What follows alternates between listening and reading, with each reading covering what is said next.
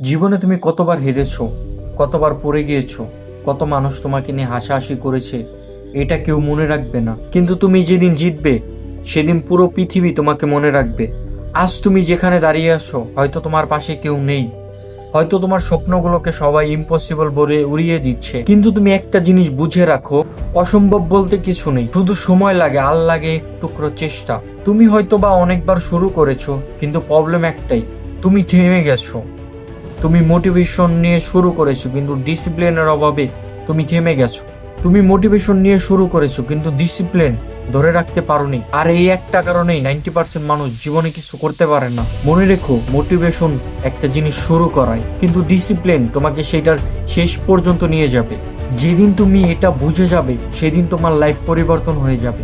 আজ তুমি বলছো সময় নেই, আগামীকাল বলছো সুযোগ হয়নি, তারপরে বলবে আমার ভাগ্য খারাপ। কিন্তু সত্যতা হলো তুমি তোমার নিজের লাইফটাই নিজে নষ্ট করছো। কঠিন লাগছে, হ্যাঁ লাগবেই, কারণ সাকসেস কখনো ইজি ছিল না, আর ইজি জিনিস কখনো ভ্যালুয়েবল হয় না।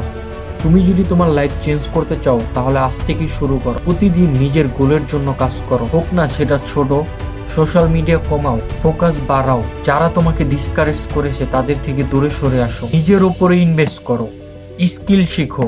আর সব থেকে ইম্পর্টেন্ট, নিজেকে কখনো আন্ডার এস্টিমেট করো না, কারণ তুমি এখন যেখানে আসছো সেটা তোমার পাস্ট ডিসিশনের রেজাল্ট, আর আগামীতে তুমি যেখানে যাবে সেটা তোমার আজকের ডিসিশনের রেজাল্ট হবে। আজকের ডিসিশন ঠিক করবে।